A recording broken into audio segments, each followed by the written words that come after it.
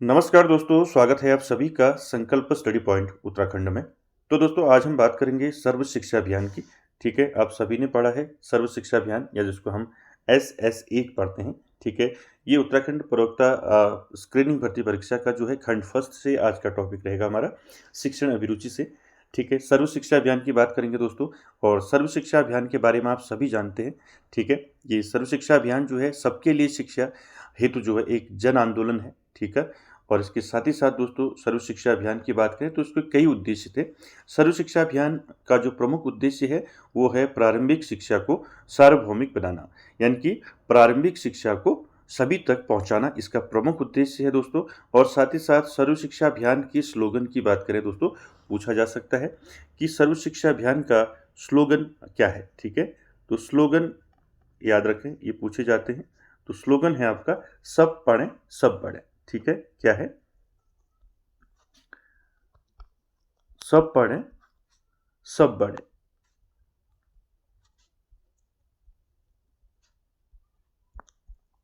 ठीक है, तो स्लोगन क्या है सर्व शिक्षा अभियान का?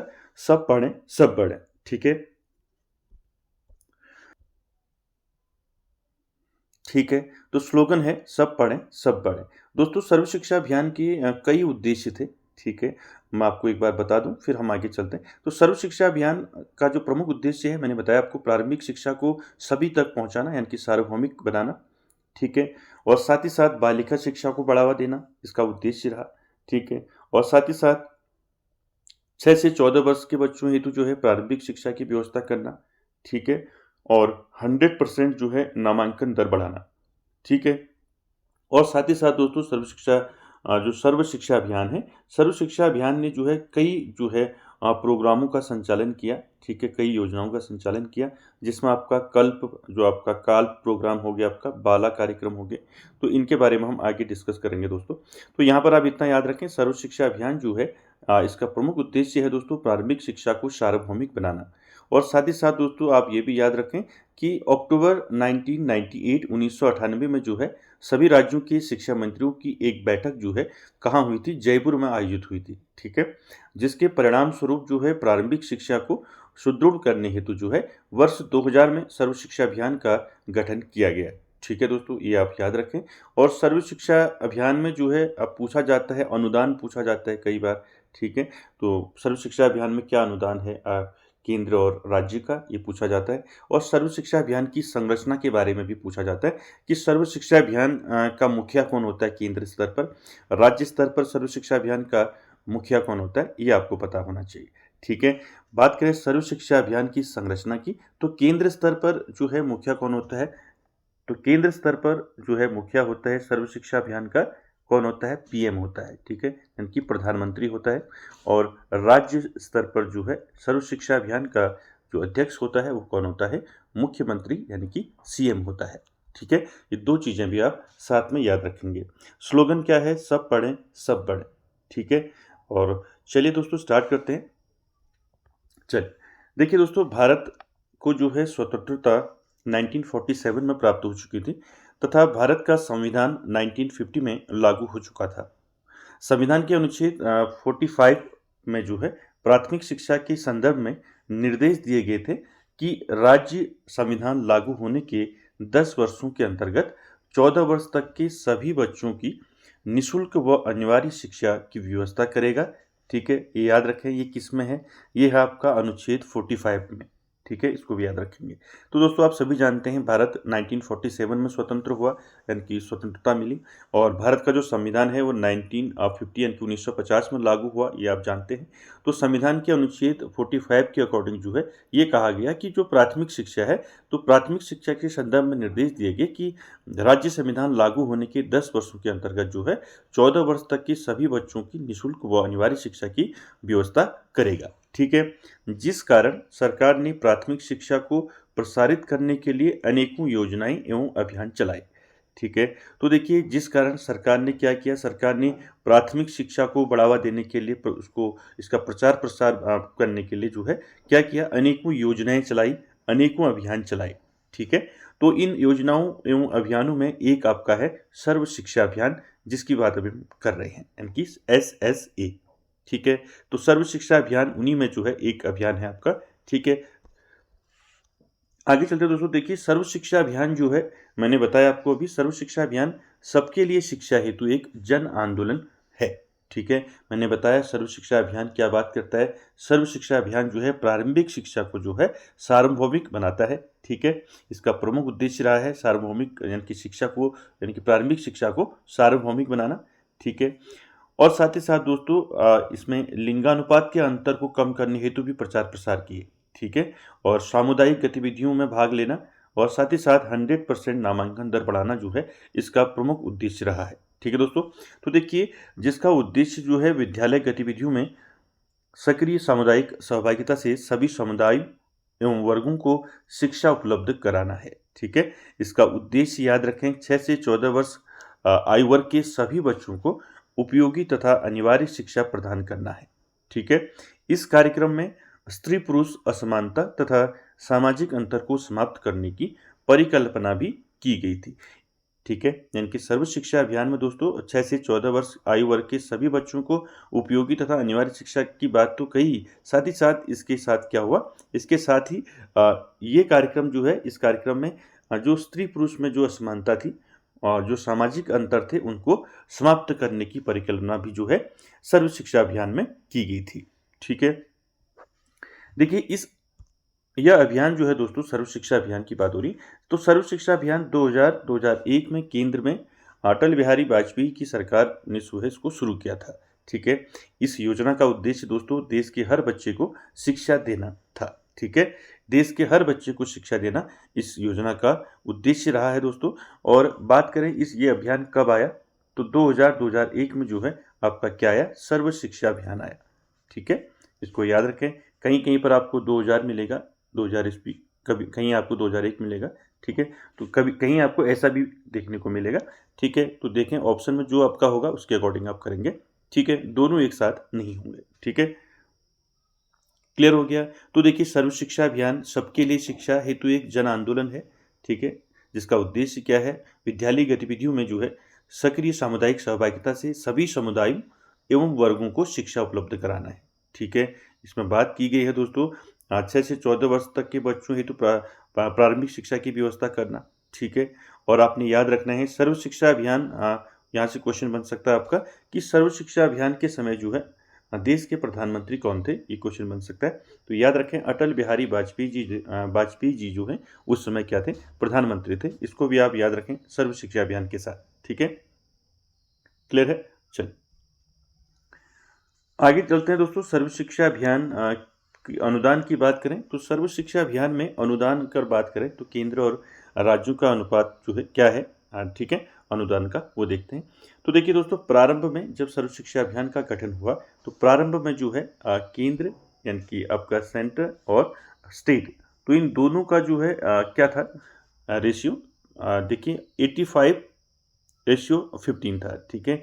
यानी कि 85% जो है अनुदान कौन करेगा, केंद्र करेगा, और 15% जो है अनुदान कौन करेगा, राज्य करेगा, ठीक है। ये प्रारंभ में जब सर्व शिक्षा अभियान की शुरुआत हुई तब की बात हो रही, ठीक है। पूछा जा सकता है आपको कि सर्व शिक्षा अभियान की जब शुरुआत हुई उस समय केंद्र और राज्य का अनुदान का अनुपात क्या था, ठीक है, ये पूछा जा सकता है, इसको आप याद रखेंगे। बात करें 11वीं पंचवर्षीय और 12वीं पंचवर्षीय योजना की, तो इनको याद रखें। 11वीं पंचवर्षीय योजना में क्या था, 65-35 था, और 12वीं पंचवर्षीय योजना में 55-45, ठीक है, इसको भी याद रखें। और सबसे इंपॉर्टेंट है दोस्तों पूर्वोत्तर राज्यों में, ठीक है, ये क्वेश्चन पूछा भी गया है कि पूर्वोत्तर राज्यों में सर्व शिक्षा अभियान में जो है केंद्र और राज्य का अनुदान दर क्या है, तो पूछा जाता है, तो इसको याद रखें। 90% जो है केंद्र जो है अनुदान देता है सर्व शिक्षा अभियान में, और 10% जो है राज्य, ठीक है। तो याद रखें इसको, इसका पूछा जा सकता है कि सर्व शिक्षा अभियान में अनुदान क्या रहता है केंद्र और राज्य का, तो उसको आप पूर्वोत्तर राज्यों की बात करें तो पूर्वोत्तर राज्यों में 90-10 का रेशियो है, ठीक है, इसको याद रखेंगे। क्लियर है। चलिए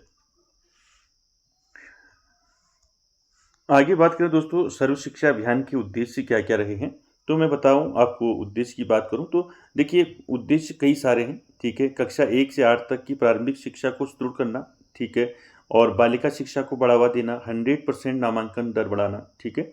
2007-8 तक जो है ठहराव निश्चित करना, ठीक है, यानी कि 7-8 तक ठहराव जो है बच्चों का निश्चित करना और कल्प बाला जैसे कार्यक्रमों का आयोजन करना कई उद्देश्य रहे हैं सर्व शिक्षा अभियान के। ठीक है, चलिए बात करते हैं कुछ प्रमुख जो है उद्देश्यों पर।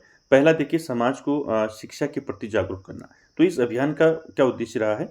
उद्देश्य रहा है कि समाज को शिक्षा के प्रति जागरूक करना, यानी कि जो लोग जागरूक नहीं हैं शिक्षा के प्रति, उनको जो है जागरूक करना भी इसका जो है उद्देश्य रहा है। इसलिए इसको जो है दोस्तों जन आंदोलन की संज्ञा दी जाती है। ठीक है, दूसरा देखिए, छात्रों की शिक्षा प्राप्ति में तेजी लाना इसका उद्देश्य है। ठीक है, तीसरा देखिए, शैक्षिक गतिविधियों में सामाजिक गतिविधियों को जोड़ना इसका उद्देश्य रहा है सर्व शिक्षा अभियान का। ठीक है दोस्तों, आगे चलते हैं दोस्तों और उद्देश्यों की बात करें तो चौथा उद्देश्य है दोस्तों, सभी बच्चों के लिए वर्ष 2005 तक प्रारंभिक विद्यालय शिक्षा गारंटी केंद्र, वैकल्पिक विद्यालय, बैक टू स्कूल शिविर की उपलब्धता। ठीक है, तो देखिए सर्व शिक्षा अभियान का उद्देश्य क्या रहा है? देखिए सभी बच्चों के लिए वर्ष 2005 तक प्रारंभिक विद्यालय की स्थापना करना, शिक्षा गारंटी केंद्र खोलना, ठीक है, वैकल्पिक विद्यालय खोलना, ठीक है, और बैक टू स्कूल जो है ऐसे शिविरों की जो है उपलब्ध कराना जो है सर्व शिक्षा अभियान का उद्देश्य रहा है। पांचवा उद्देश्य रहा है वर्ष 2007 तक सभी बच्चों को 5 वर्ष की प्राथमिक शिक्षा पूरी की जाए, यानी कि 5 वर्ष की 2007 तक सभी को 5 वर्ष की जो प्रारंभिक शिक्षा है उसको पूरी करवाई जाए। ठीक है, उसके बाद देखिए छठा जो इसका उद्देश्य है वो है जीवनोपयोगी, यानी कि जीवन के लिए उपयोगी शिक्षा पर बल देते हुए संतोषजनक गुणवत्तापूर्ण जो है प्रारंभिक शिक्षा पर बल दिया जाए, यानी कि प्रारंभिक शिक्षा को सार्वभौमिक बनाया जाए। सातवां देखिए, प्रारंभिक स्तर पर सभी सामाजिक वर्ग भेदों को समाप्त करना, यानी कि जो समाज में जो वर्ग हैं उनमें जो मतभेद हैं उनको क्या करना? समाप्त करना इसका उद्देश्य रहा है दोस्तों। और साथ ही साथ दोस्तों लिंगानुपात के अंतर को कम करने हेतु भी जो है प्रचार प्रसार करना भी जो है उद्देश्य रहा है सर्व शिक्षा अभियान का। ठीक है, और साथ ही साथ जो है मैंने अभी आपको बताया बाला प्रोग्राम हो गया, आपका काल प्रोग्राम हो गया, इनके बारे में आगे हम अभी बात करेंगे। ठीक है, यहाँ तक क्लियर है? चलिए आगे बढ़ते हैं।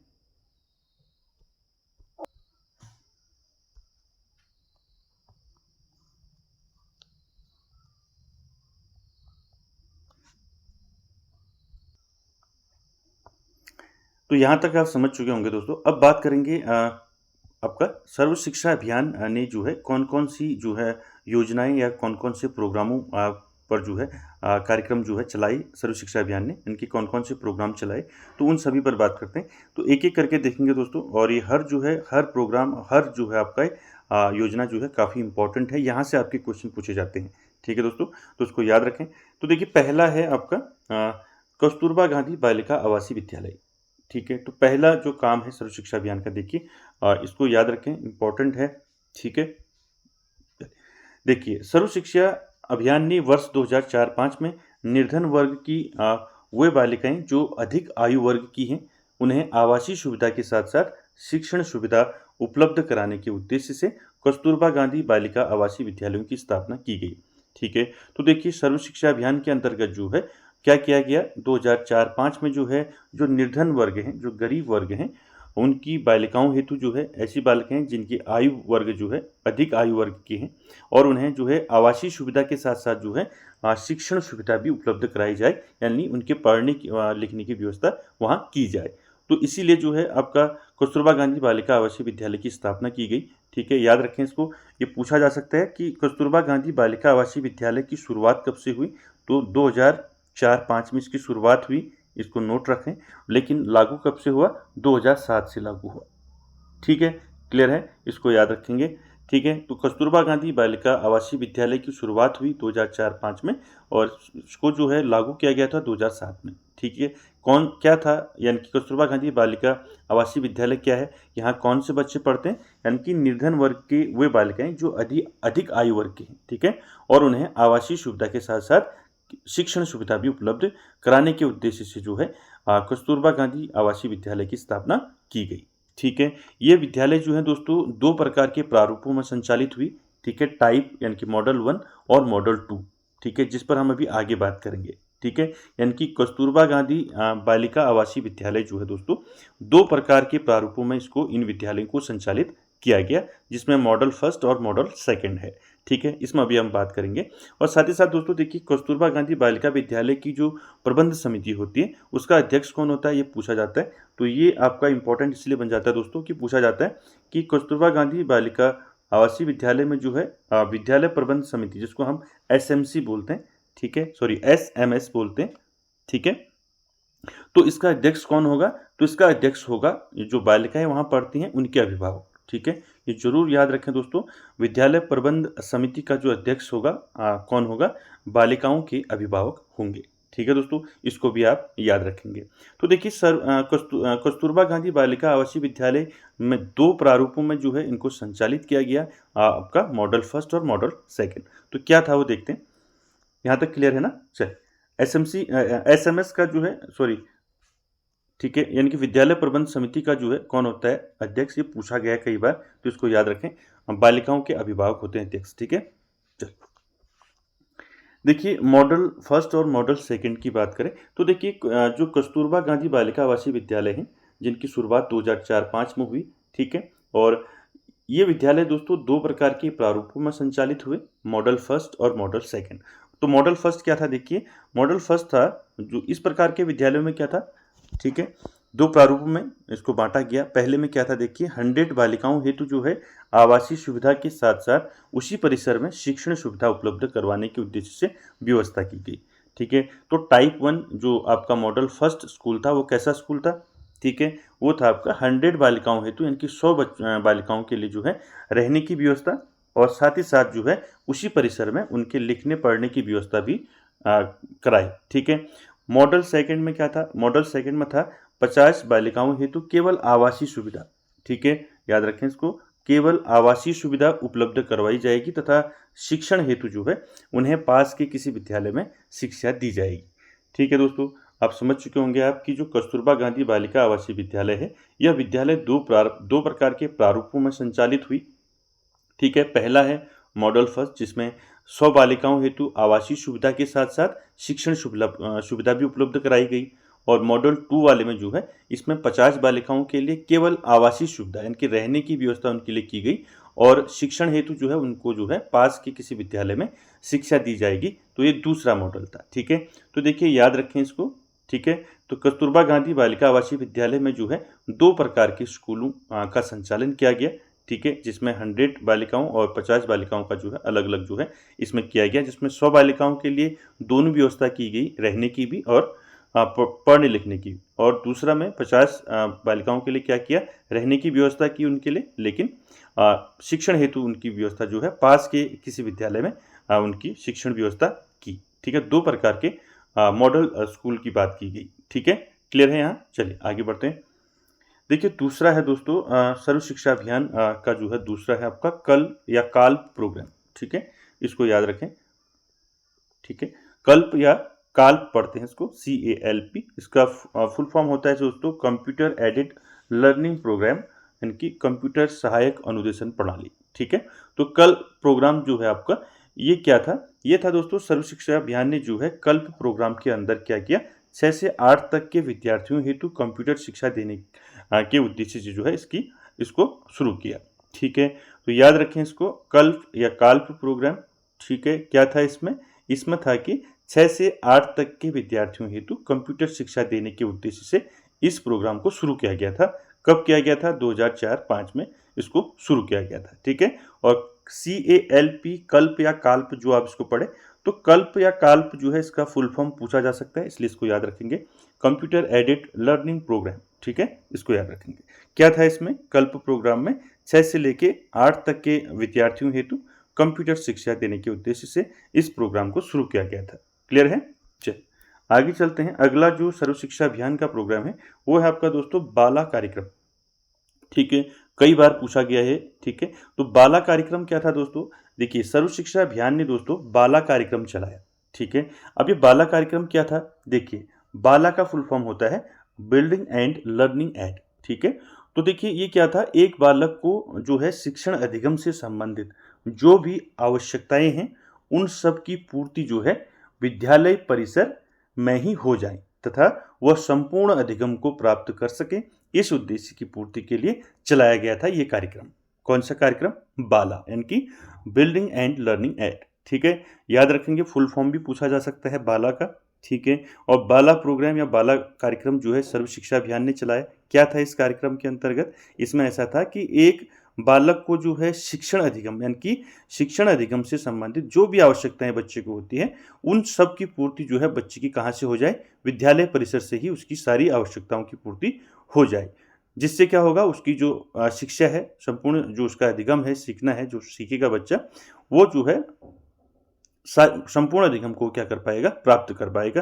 तो इसी उद्देश्य से जो है बाला कार्यक्रम चलाया गया। ठीक है, इसके अंदर क्या है, बाला का फुल फॉर्म क्या है, मैंने सर आपको बता दिया। और ये किसने चलाया? सर्व शिक्षा अभियान के द्वारा। ठीक है, चलिए अगला है दोस्तों national programme of education for girls elementary level. ठीक है, तो अगला जो सर्व शिक्षा अभियान का कार्यक्रम है दोस्तों, NPEGEL यानी कि इसका फुल फॉर्म होता है national programme of education for girls elementary level. ठीक है, क्या था इसमें? इसमें था प्रारंभिक स्तर यानी कि 6 से 8 स्तर की बालिकाओं हेतु चलाए गए इस कार्यक्रम में उन बालिकाओं के लिए उपचारात्मक शिक्षा की व्यवस्था की जाती है जो किसी कारण से पिछड़ रही हैं। ठीक है, तो देखिए इस प्रोग्राम यानी कि national programme for of education for girls elementary level का मतलब है, देखिए 6 से 8 स्तर की जो बालिकाएं हैं उनके हेतु चलाया गया ये कार्यक्रम था। और उन बालिकाओं के लिए था उन बालिकाओं के लिए क्या करना? उपचारात्मक शिक्षा। ठीक है, उपचारात्मक शिक्षा की व्यवस्था की जाती है जो किसी कारण से पिछड़े यानी कि जो पिछड़े हैं उनको उपचारात्मक शिक्षा उनको दी जाए, उनको मुख्य शिक्षा की मुख्य धारा में उनको जोड़ा जाए, उनको आगे बढ़ाया जाए, इसका प्रमुख उद्देश्य रहा है। ठीक है, इसको भी आप याद रखेंगे। ठीक है, तो national programme of education for girls elementary level क्या है ये आपको पता चल गया। ठीक है, अगला देखते हैं। अगला जो सर्व शिक्षा अभियान ने चला है वो है आपका लिंगवा लैब। ठीक है, तो लिंगवा लैब से आप समझ चुके होंगे ये किसने चलाया? सर्व शिक्षा अभियान ने चलाया। ठीक है, इसको भी याद रखेंगे। और भाषा प्रयोगशाला है। ठीक है, तो भाषा के उच्चारण व लेखन को सुधारना इसका मुख्य कार्य था। ठीक है, तो सर्व शिक्षा अभियान ने क्या किया? सर्व शिक्षा अभियान ने जो है जो प्राथमिक शिक्षा है उसमें बच्चों के भाषा के उच्चारण व लेखन को सुधारने के लिए उन्होंने क्या शुरू किया? कौन सा कार्यक्रम शुरू किया? Lingua lab. ठीक है, ठीक है, क्लियर है? चल अगला है दोस्तों अगला जो सर्व शिक्षा अभियान ने चलाया, अगला है 5वां वैकल्पिक विद्यालय। ठीक है, तो वैकल्पिक विद्यालय क्या थे? देखिए सर्व शिक्षा अभियान के प्रारंभिक दिनों में, ठीक है, दाड़ियों में बिखरी हुई आबादी के बालकों को शिक्षा से जोड़ने के प्रयास में ऐसे विद्यालय बनाए गए कि बालक के घर जो है स्वयं विद्यालय यानी कि पैरा टीचर के रूप में पढ़ाने के लिए जाता था और एक एक घंटे की जो है प्रहर पाठशालाओं का संचालन किया जाता था। तो देखिए वैकल्पिक आप समझ चुके होंगे। ठीक है, तो सर्व शिक्षा अभियान ने जो है वैकल्पिक विद्यालयों की व्यवस्था की। ठीक है, और प्रारंभिक दुनिया की जो बिखरी हुई जो आबादी के जो बालक हैं उनको शिक्षा की मुख्य धारा से जोड़ने के प्रयास किए गए और ऐसे विद्यालय बनाए गए जहाँ पर बालक के अगर बालक जो है घर से स्कूल जो है किन्हीं कारणों से नहीं आ पाता है तो बालक के घर स्वयं विद्यालय यानी कि पैरा टीचर के रूप में पढ़ाने के लिए जाए। ठीक है, तो इस प्रकार की व्यवस्था इसके अंतर्गत की गई। ठीक है, उसके बाद देखिए दोस्तों अगला जो है सर्व शिक्षा अभियान के अंतर्गत चलाया गया लहर। ठीक है, तो सर्व शिक्षा अभियान के अंतर्गत ये लहर प्रोग्राम क्या था इसको आप जरूर याद रखें, यहाँ से आपका क्वेश्चन पूछा गया है पहले। ठीक है, देखिए प्राथमिक स्तर पर कक्षा 1 और कक्षा 2 के बालक व बालिकाओं के विद्यालय में ठहराव को ध्यान में रखते हुए उनके कक्षा कक्षियों को आकर्षक बनाने हेतु विभिन्न प्रकार के चित्र बनाना, खिलौनों की व्यवस्था करना इस कार्यक्रम का ध्येय था। ठीक है, तो याद रखें लहर प्रोग्राम किसके द्वारा चलाया गया? पहला क्वेश्चन सर्व शिक्षा अभियान ने चलाया। ठीक है, क्या था लहर प्रोग्राम, किनके लिए था? तो लहर प्रोग्राम जो है प्राथमिक स्तर पर कक्षा 1 और कक्षा 2 के बच्चों के लिए था। ठीक है, इसको आप जरूर याद रखें, यही पॉइंट जो है पूछा था। ठीक है, तो लहर जो है आपका किस स्तर के विद्यार्थियों के लिए, किस कक्षा के विद्यार्थियों के लिए जो है इस प्रोग्राम को शुरू किया गया था? तो याद रखें कक्षा 1 और कक्षा 2 के बच्चों के लिए जो है इसको बालक बालिकाओं के लिए इसको जो है चलाया गया था, जिससे इसलिए चलाया था कि विद्यालय में बच्चों को ठहराव को ध्यान में रखते हुए जो है इसको बनाया गया था तथा कक्षों को जो है आकर्षक बनाने हेतु भी जो है विभिन्न प्रकार के चित्र बनाना, खिलौनों की व्यवस्था करना इस कार्यक्रम का ध्येय था। ठीक है, उद्देश्य था, याद रखें, इंपॉर्टेंट है, यहाँ से क्वेश्चन पूछा गया है। ठीक है, चलिए अगला जो कार्यक्रम चलाया है वो है आपका मरु छात्रावास। ठीक है, तो ये मरु छात्रावास सर्व शिक्षा अभियान का रहा है। ठीक है, तो सर्व शिक्षा अभियान ने जो है मरु छात्रावास इनकी पश्चिमी राजस्थान में जो है इस योजना को जो है शुरू किया। इसमें क्या था, SC ST बालक बालिकाओं के लिए जो है छात्रावास की व्यवस्था करना। सिंपल है, आप समझ जाएंगे। ठीक है, यानी कि जो शेड्यूल कास्ट हैं और जो शेड्यूल ट्राइब हैं, यानी कि अनुसूचित जाति और अनुसूचित जनजाति के बालक और बालिकाओं के लिए जो है क्या करना, छात्रावास की व्यवस्था करना, यानी कि उनके रहने की व्यवस्था करना। ठीक है, तो ये मरु छात्रावास की शुरुआत सर्व शिक्षा अभियान ने जो है पश्चिमी राजस्थान से किया। ठीक है, ये भी पूछा जा सकता है।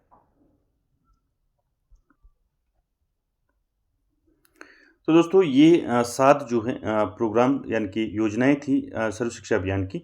आई होप आपको जो है सर्व शिक्षा अभियान समझ में आया होगा।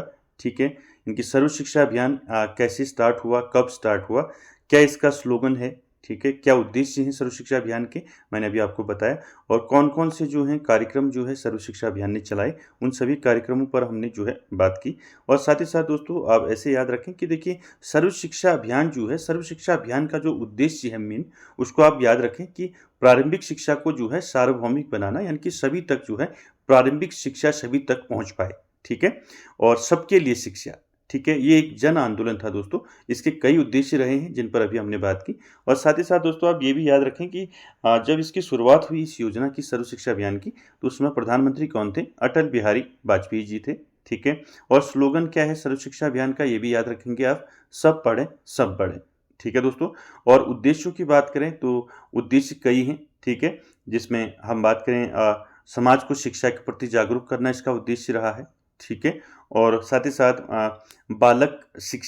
बालिका शिक्षा को बढ़ावा देना इसका उद्देश्य रहा है। 100% नामांकन दर बढ़ाना इसका उद्देश्य रहा है। ठीक है, और साथ ही साथ दोस्तों 6 से 14 वर्ष के बच्चों हेतु प्रारंभिक शिक्षा की व्यवस्था करना इसका उद्देश्य रहा है। ठीक है, और छात्रों की शिक्षा प्राप्ति में तेजी लाना इसका उद्देश्य रहा है। तो कई उद्देश्य रहे हैं दोस्तों इसके। और साथ ही साथ सर्व शिक्षा अभियान की संरचना की मैंने आपको बात की कि केंद्र स्तर पर कौन मुखिया होता है, कौन अध्यक्ष होता है सर्व शिक्षा अभियान का। तो केंद्र स्तर पर जो है सर्व शिक्षा अभियान का अध्यक्ष होता है प्रधानमंत्री, और राज्य स्तर पर अध्यक्ष होता है मुख्यमंत्री। ठीक है, इसको भी आप साथ साथ याद करें। ठीक है दोस्तों, तो आई होप दोस्तों आपको समझ में आया होगा सर्व शिक्षा अभियान। और हमने जो है काल्प बाला और कई प्रोग्राम हमने जो है लहर आदि प्रोग्राम हमने देखे। तो दोस्तों इन्हीं प्रोग्रामों के अंदर से जो है पूछा जाता है, इसलिए आप इनको अच्छे से एक बार फिर से देखें। ठीक है दोस्तों, आई होप दोस्तों आपको जो है आज का सेशन अच्छा लगा होगा। और कमेंट बॉक्स में ज़रूर कमेंट करें दोस्तों। और वीडियो को एंड तक देखने के लिए थैंक यू वेरी मच।